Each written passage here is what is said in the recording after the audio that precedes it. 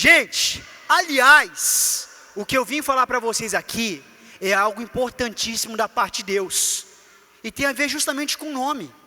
Tem a ver com a sua identidade. Se alguém me chamar de Rafael Migolski, pô, não sou eu. É estranho, mas não sou eu.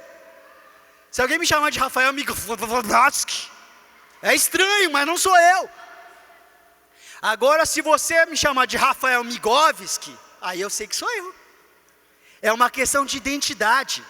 E você sabia que a Bíblia também fala sobre a sua identidade? Você tem alguns nomes especiais. Eu quero ler para você o texto de Mateus 5. Quem tem a Bíblia aí, pode abrir. Mateus capítulo 5. Vamos ler no versículo 13 ao 16. Mateus capítulo 5, versículo 13 a 16. Diz o seguinte: vocês são, presta atenção na identidade de vocês, hein? Vocês são sal da terra. Se o sal não tiver sabor, ele não vai servir para nada. Vai ter que ser lançado fora e ser pisado pelos homens. Olha a segunda identidade de vocês. Vocês são a luz do mundo. Vocês são sal e vocês são luz. Não se pode esconder uma cidade que foi construída no alto de um monte, porque todo mundo vai ver. Nem pode acender uma luz e colocar debaixo da cama. Imagina você chegando no seu quarto, todo escuro, aí você liga a luz, e a luz, ao invés de ser instalada no teto, foi instalada debaixo da tua cama. Você consegue enxergar alguma coisa? A luz serviu para iluminar seu quarto? Não. Não se coloca uma luz debaixo da cama. Você coloca ela em um lugar que ela pode iluminar toda a casa. Da mesma forma, a luz de vocês precisa brilhar diante dos homens, para que eles vejam as boas obras de vocês e glorifiquem o seu Pai que está nos céus. A Bíblia está dizendo que você tem duas identidades. Você é sal e você é? Está muito fraco. Você é sal e você é? Sal e luz. Já comeu uma batatinha sem sal? É bom ou não? É mais gostoso com sal, não é? Você vai fazer diferença nesse mundo. A Bíblia está falando que você tem uma identidade muito bem marcada. Você foi colocado aqui nesse mundo, não foi para perder tempo jogando videogame não. Você foi colocado nesse mundo, não é para ficar aguentando o seu professor chato, ou seu colega de sala chato. Você foi colocado nesse mundo para fazer diferença. Cutuca a pessoa que está do seu lado. Você, fala para ela, você foi chamado para fazer diferença. E para fazer a diferença, Deus te deu uma identidade. Quem você pensa que é? Quantos participaram dessa série de mensagem aqui? Quantos fizeram seu paper toy aí bonitinho? Vai ter concurso, hein, gente? Prepara seu paper toy. Quem você pensa que é? Você tem uma identidade. Você precisa cumprir com a sua identidade. E para cumprir com essa identidade, Deus te deu poderes. Presta atenção. Quando eu falo de poderes aqui, eu estou falando de poder muito maior do que o de Harry Potter. Alguém aqui já leu o livro do Harry Potter? Ouviu o filme? O poder que Deus está te dando é muito maior do que o do Harry Potter. Quantos aqui já leram Percy Jackson? Ouviram o filme? Percy Jackson é um semideus. É um filho de um Deus, filho de uma humana. Você é filho de Deus. E não é o Deus do mar. É o Deus do céu, da terra e do mar, de todas as coisas. O seu pai é muito mais poderoso que o pai do Percy Jackson. O seu pai te dá um poder muito maior do que o do Percy Jackson. Quando o pastor Fabiano pregou aqui ontem sobre poder, é sobre isso que ele está falando. Quando a gente fala de poder, você já associa com o reino das trevas. É Percy Jackson, é Harry Potter, mas o seu Deus é maior do que todas essas coisas. E Ele te deu um poder para você fazer diferença nesse mundo, amém? Amém ou não amém? Você precisa fazer diferença. Você tem uma identidade. Eu também tenho uma identidade.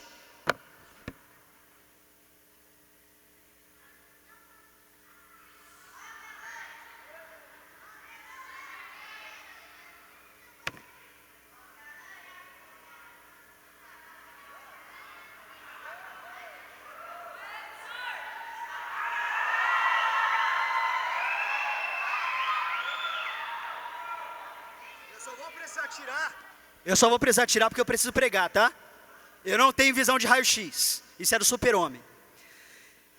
Gente, o sonho da minha vida era ser um super-herói. Já falei para muitos de vocês isso aqui.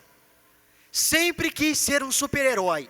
Parece um sonho bobo de criança, mas quero ver, seja sincero, quantos aqui já sonharam em ser um super-herói? Quantos aqui queriam ter poder e salvar o mundo? E eu descobri que foi exatamente essa identidade que Deus me deu.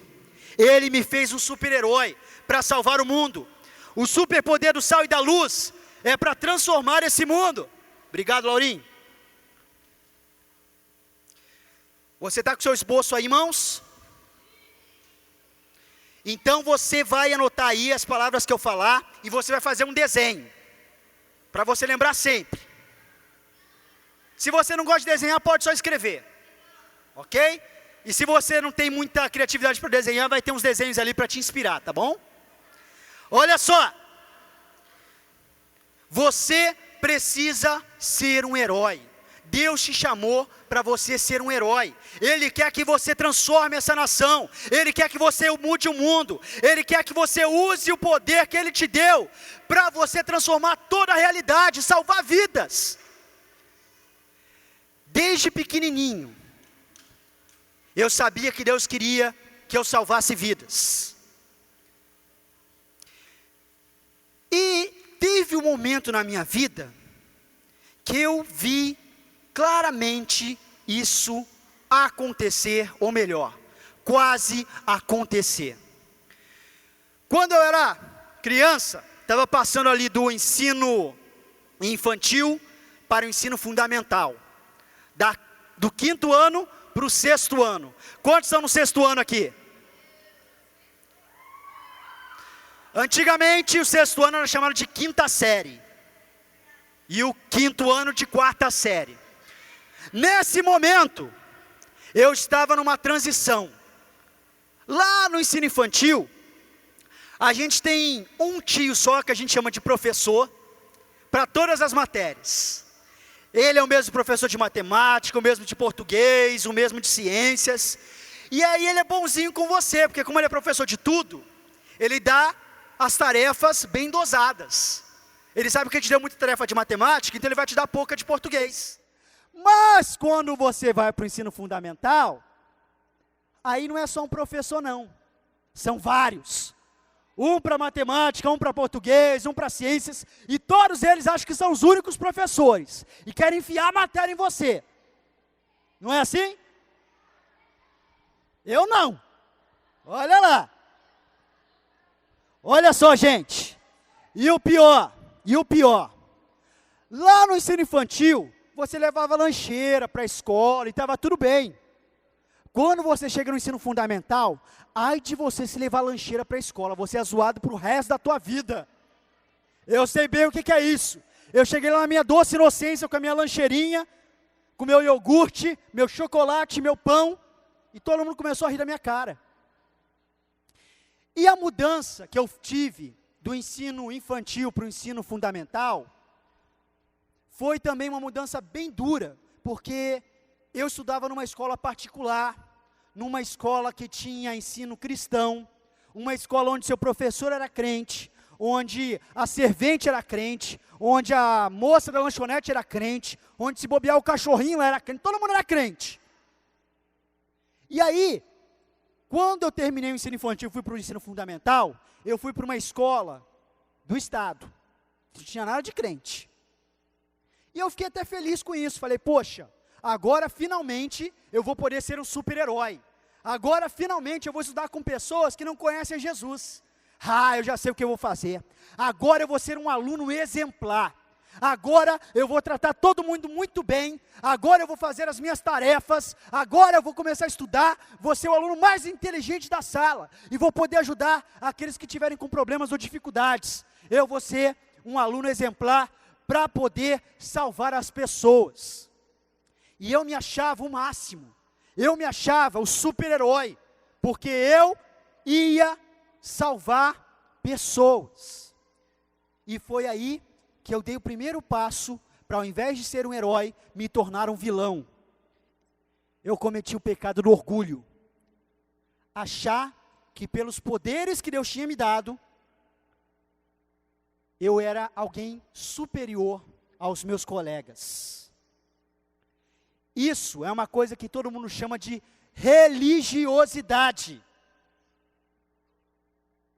Religiosidade.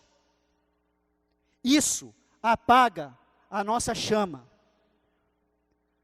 A conferência é a todo vapor, porque o fogo do Espírito Santo, unido com a água da vida que um dia te salvou, vai gerar esse vapor, e vai fazer você andar e caminhar numa jornada muito forte. Só que a religiosidade, ela apaga esse fogo, e faz você parar.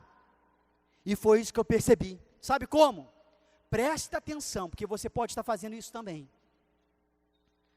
Havia um menino, lá na minha sala do ensino fundamental, chamado Rodinei. Esse cara, ele provavelmente era um aluno repetente, porque todo mundo ainda era baixinho, ele já era grandalhão.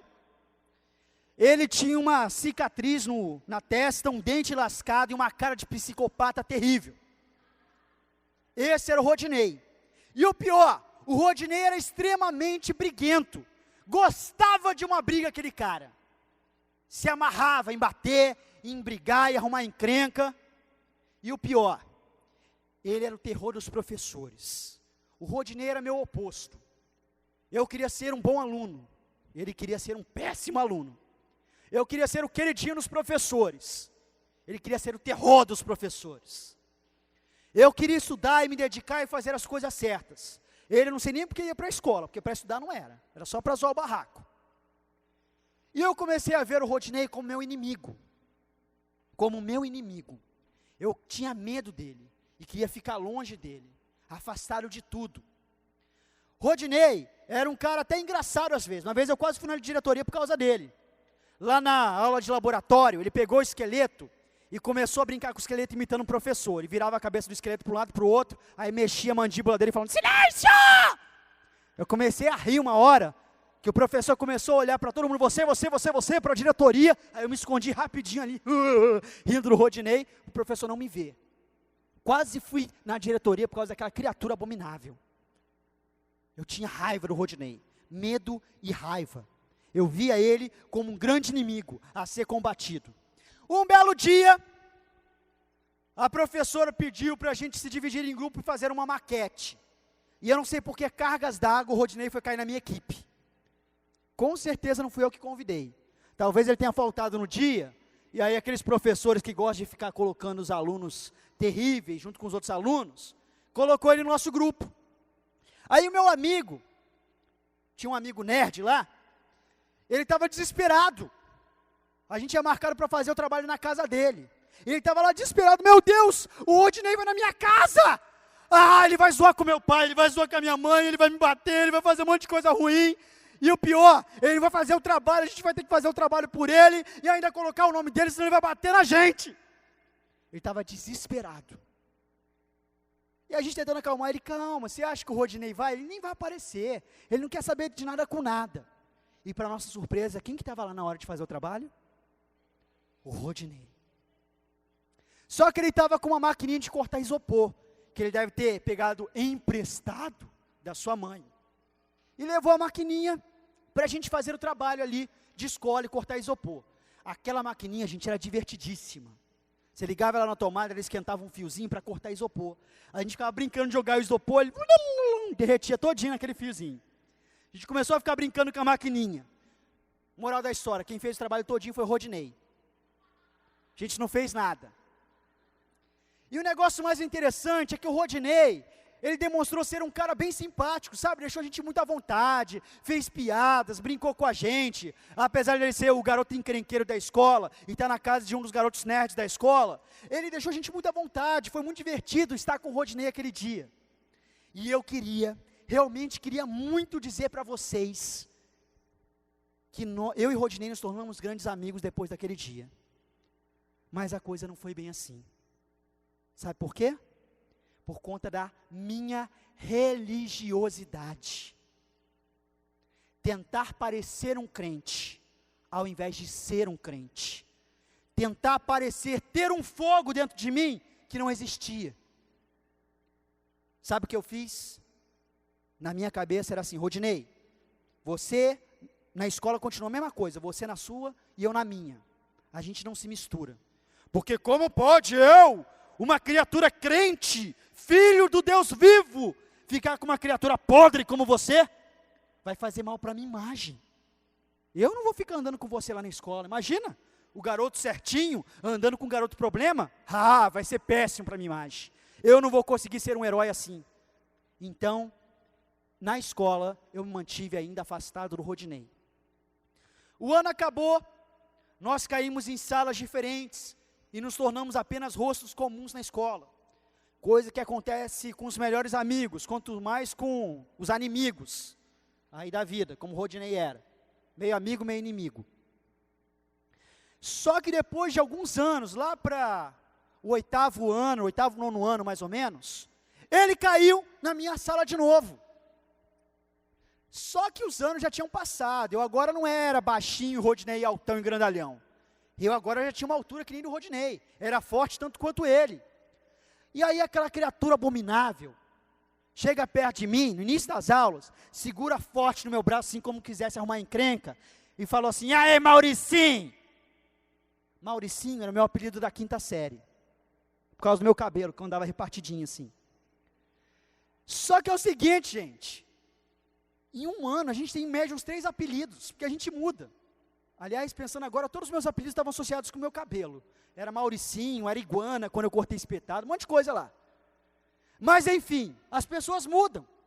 E ver o Rodinei crescendo para cima de mim, querendo arrumar encrenca, e me chamar pelo apelido da quinta série, tenha dó, né? Eu vou mostrar para esse cara quem é que manda. Sabe o que eu fiz? Eu fiz uma cara de bravo, e olhei para ele assim, ó.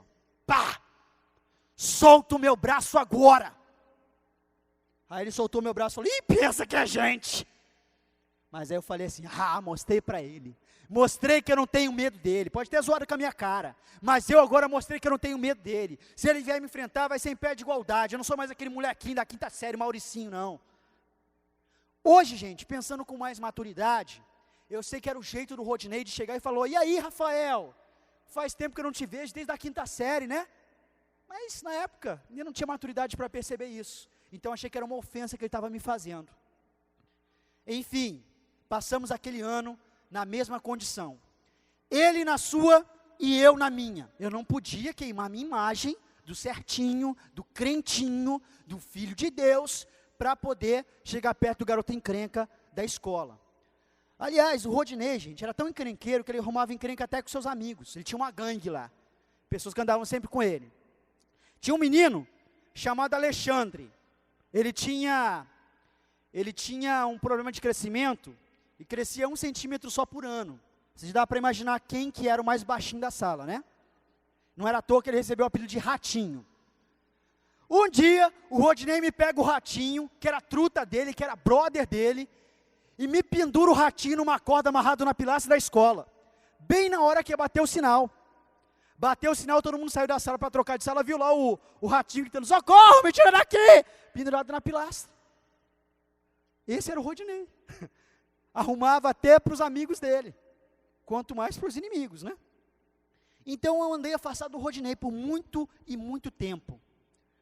Até que os anos se passaram, e por volta lá do no final do ensino fundamental, um dos amigos do Rodinei, que estava na minha sala, o Rodinei já não estava mais na minha sala. O amigo dele estava na minha sala, ele entrou um dia lá e desenhou um bonequinho na lousa e escreveu assim: vai com Deus, mano, Rodinei. Aí a professora entrou, viu o desenho, viu o menino triste, falou: pô, você era amigo dele, né? Você está triste, né? Aí ele quase chorando: tô, professora, tô. Aí ela perguntou: gente, sabe o que aconteceu com o Rodinei? Aí todo mundo assim: não, ele se mudou, ele foi para uma outra cidade. Aí a professora torceu a boca como quem vai dar más notícias, né? Ela faz assim, ó. Gente, o Rodinei, ele arrumou uma briga numa festa e levou tiro e morreu. E na hora, eu confesso para vocês, eu fiquei pensando assim: bem feito para o cara. Quem manda ser encrenqueiro? Quem manda gostar de briga? Teve o que mereceu. Mas com o passar do tempo, eu percebi o quanto essa história me incomodava. E foi então que eu percebi que nas minhas atitudes, eu acabei matando o Rodinei. Eu não tive nada a ver com o assassinato dele, mas eu tive tanta chance de salvar a vida dele. Deus me colocou o Rodinei perto de mim tantas vezes, e eu joguei tudo isso no lixo, para querer ter a imagem de um crentinho, bonitinho, cheirosinho. Joguei tudo no lixo. No final das contas, eu acabei sendo um dos dedos que puxou o gatilho para matar o Rodinei, porque eu tive chance de salvá-lo, e eu não salvei. E o herói que eu queria ser, acabei me tornando o quê? Um vilão. Esse é o perigo. Esse é o perigo. Nunca deixe o fogo parar de queimar na sua vida. Nunca tente parecer ser um crente. Seja um crente. Nunca tente simplesmente imitar as atitudes de Jesus. Seja igual a Jesus. Esse é o segredo. Tem 3 coisas que eu quero compartilhar para vocês, antes de a gente terminar aqui, que vocês precisam fazer para ser um herói de verdade. A primeira, anote aí: seja autêntico. Seja autêntico. Pode passar essa parte aí, gente, do slide. O que preciso para ser um herói? O primeiro, seja autêntico. Se você não sabe escrever autêntico, está ali. Se você não quer escrever, pode desenhar. Sabe o que é ser autêntico? É ser você mesmo. É parar de usar máscaras. É parar de fingir ter uma identidade que você não tem. É parar de fingir ter um fogo que você não tem. É ser, de fato, quem Deus te fez. Aliás, isso também é válido, gente, para a sua personalidade e para a forma como Deus te fez. Nós temos nerds na escola, não temos? Quantos aqui são nerds? Gente, os nerds também são de Jesus, viu? Se compadeça deles. Os nerds são de Jesus. E Deus usa os nerds da forma como eles são, para pregar o evangelho de maneiras incríveis. Você sabe de um nerd na Bíblia? O apóstolo Paulo. O apóstolo Paulo era um típico cara nerd. Conhecia todas as coisas, todas as leis. Ele falou que todo o conhecimento dele, foi um monte de cocô. Ele falou bem isso mesmo. Olha, tudo isso aqui, gente, é um monte de cocô, de estrume, perto daquilo que eu conheci quando encontrei a Cristo. E ele usou a sua inteligência, ele usou a sua criatividade para pregar o evangelho para muitas pessoas. E se você está aqui hoje, foi por causa do ministério do apóstolo Paulo, que levou o evangelho para aqueles que não eram judeus, como eu e você. Deus também usa os nerds. Quantos aqui são skatistas? Deus usa os skatistas. Quem fez a oficina de skate aqui sabe de várias maneiras de você falar de Jesus através de skate. Não importa se você é um skatista, não importa se você é um nerd, do seu jeito, da forma como Deus te fez, você pode salvar vidas. Gente, ninguém gosta de mentira. Ninguém gosta de pessoas que fingem ser uma coisa que não são. Quer ver?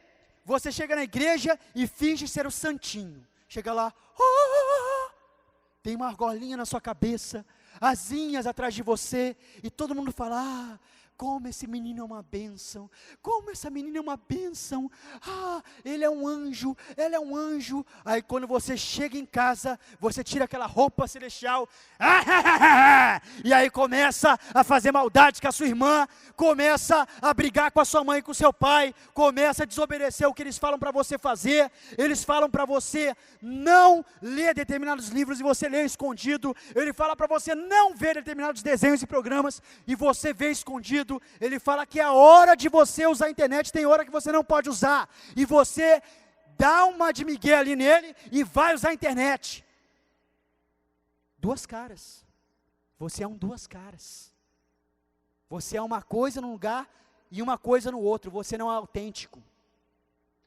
Você faz um Facebook que é para maior de 13 anos e você não tem 13 anos. Você está mentindo. Você está falando que você tem uma idade que você não tem. É mentira, é pecado, não tem a ver com a sua identidade. Espera fazer 13 anos, e mesmo assim acompanhado dos pais, viu? É mentira. Seja autêntico, ninguém gosta de mentira. Alguém gosta de pegar ali, eu não sei se você já teve ali com a sua família, comprando carro com o seu pai, aí o pai abre o jornal nos classificados e chega lá, carro seminovo, com banco de couro estofado e tal, de Ringles Bringles, e um monte de coisa legal. Ringles Bringles, para quem não sabe, é coisa que eu inventei, tá, gente? Não existe essa palavra, não. Aí tem um negócio ali espetacular. E aí, quando seu pai leva todo mundo para ver o carro, é um calhambeque caindo aos pedaços, com o couro tudo rasgado. Você fica feliz? Ou quando você vai comprar casa, que os seus pais vêm lá no classificado, casa nova, uma mansão, com banheira de hidromassagem e tudo mais, 5 quartos, aí você vai lá, o quarto parece um mausoléu, negócio fungado, com micróbios na parede, aranhas, penduradas para tudo quanto é canto, a banheira de hidromassagem é um poço com água escura, de tanta sujeira, você fica decepcionado. Outro dia eu fui num restaurante com a minha esposa, e estava lá novidade, bolinho de bacalhau, o preço é uma piada, era o slogan. Aí a gente foi lá, a minha esposa gostava, né, e falou, vamos pegar um bolinho de bacalhau para experimentar, eu falei, vamos. Aí quando o prato chegou, gente, sem brincadeira, eu fiquei procurando para ver se tinha algum vídeo daquelas pegadinhas de televisão, que estava filmando a gente. O bolinho de bacalhau que estava na propaganda enorme, bonito e vistoso, era uma bolinha escondida no meio de um prato vazio. Eu falei, preço é uma piada? Piada é isso aqui, né? Que é isso? Olha ali, o bolinho que está ali, olha o bolinho que está no meu prato, é diferente. A gente não gosta de mentira, ninguém gosta de ser enganado. Então seja quem você é. Quando está difícil, mostre para as pessoas que está difícil. Quando você está fraco, mostre para as pessoas que você está fraco. Isso é ser autêntico. É você não usar máscaras, é não fingir ser alguém que você não é. Ser uma coisa na igreja, ser outra em casa ou na escola. Na igreja você chora, levanta a mão, oh Jesus, aleluias. No futebol você bicuda a cabeça do seu amigo. Não dá, cara, não dá. Presta atenção, você precisa ser um cara só, seja autêntico. Segundo, tenha compaixão. Você precisa ter compaixão das pessoas. Você não pode ficar de mal com os outros. Você não pode ficar bravo com os outros. Sabe por quê? Pessoas são importantes para Deus.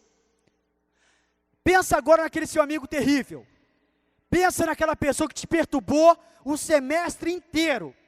Aquela pessoa que você não queria ver nem pintado na sua frente. Que você está orando para que Deus leve lá para Conchinchina, para Ringles Bringles, está bem longe de você.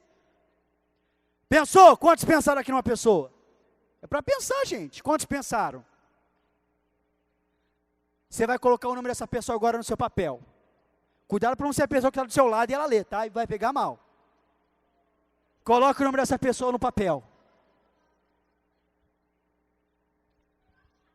Coloca o nome desse chato no papel. Pode ser um amigo de escola, pode ser seu irmão, sua irmã, pode ser o seu pai ou sua mãe, sei lá. Coloca o nome dessa pessoa.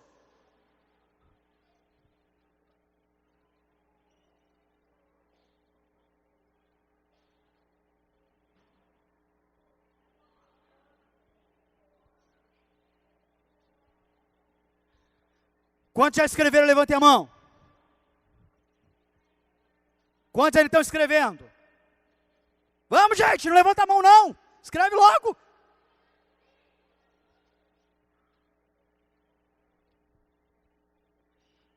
Quem escreveu, dá um amém bem forte. Quem não escreveu, grita misericórdia. Não, quem mandar misericórdia? Ô? Toma vergonha. Qual que é o nome desse cara aí? É tão longo assim? Mateus Estrogonofos, 56º Optus Ramiquilomas Camarrões, Hubs Cubs, Hubs Hubs, da Silva. Escreve logo. Levanta o papel agora. Levanta o papel agora com o nome do cara. Ou da menina. Ou da mãe, do pai, do irmão. Você tem um compromisso agora. Você vai ter um compromisso agora de salvar a vida dessa pessoa. Você vai fazer um ato de bondade para com essa pessoa. Pode ser pagar um lanche na cantina, pode ser levar a mochila da pessoa um dia, vai fazer alguma coisa para mostrar que essa pessoa é amada por Deus. É o seu compromisso. Amém? Não, está muito fraco esse amém, gente. Espera aí, eu quero todo mundo. Eu vou falar, esse é o seu compromisso, eu quero todo mundo falando amém, para selar o compromisso. Esse é o seu compromisso. Em nome de Jesus, nós vamos salvar essas pessoas. Vamos mudar a vida delas. Demonstre compaixão. Demonstre compaixão. Aquela pessoa que te ofendeu, aquela pessoa que te xingou, esse é o 2. Você vai demonstrar compaixão. Há um texto na Bíblia que Jesus fala o seguinte, presta atenção aqui, ó, como isso é sério. Olha aqui para mim. Olha para esse rostinho feio aqui. Olha só o que Jesus falou. Se alguém falar mal de você, fale bem dessa pessoa. Se alguém te amaldiçoar e rogar praga para a sua vida, abençoe essa pessoa. Se alguém espalhar fofocas a seu respeito na escola, fale bem dessa pessoa. Se alguém te der um tapa, dê o outro lado, para ela bater. Na verdade, não é para você fazer isso. Jesus está querendo dizer o seguinte, que você precisa retribuir o mal com o... Retribuir o mal com o...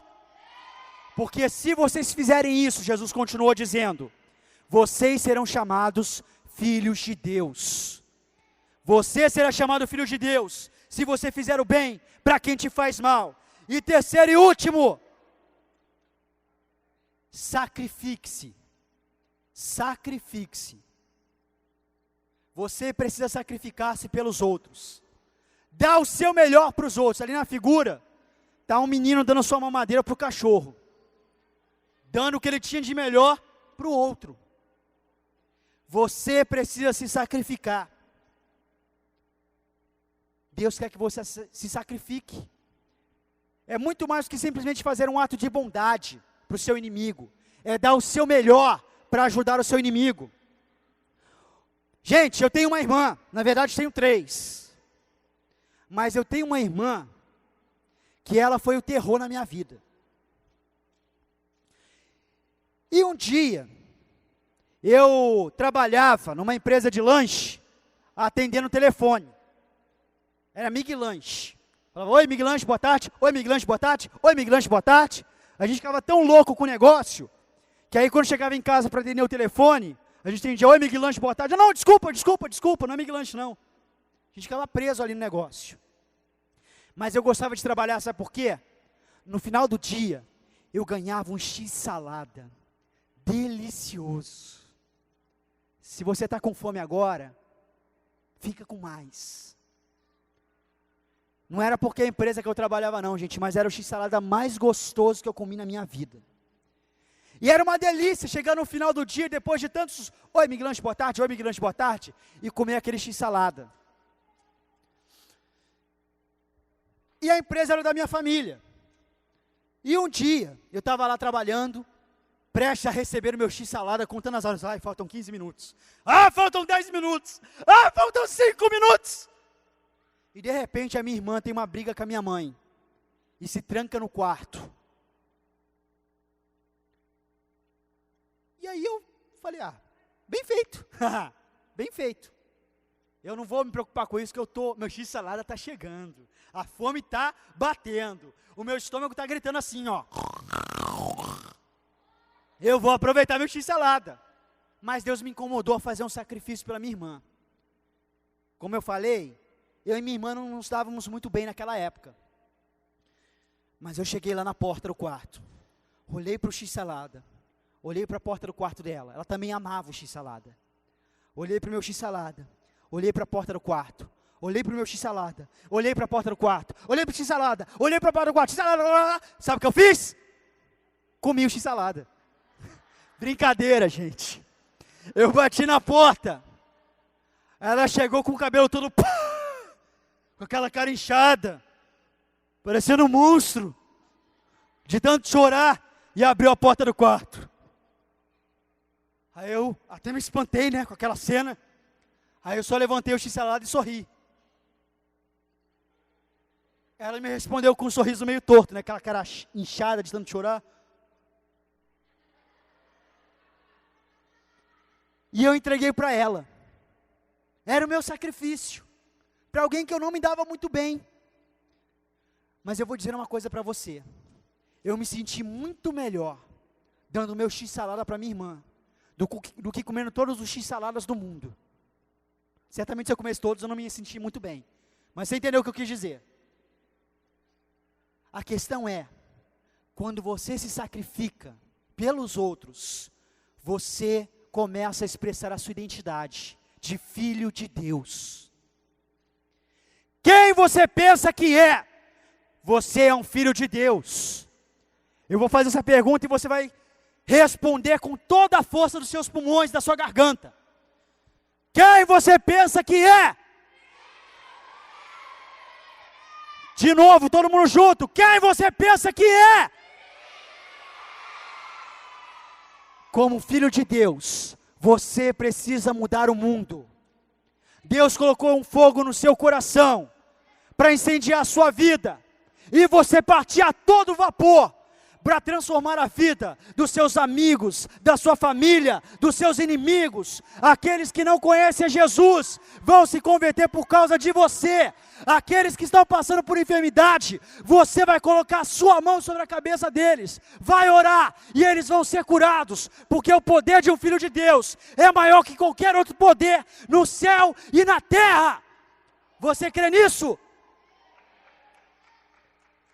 Seja você mesmo, seja um filho de Deus.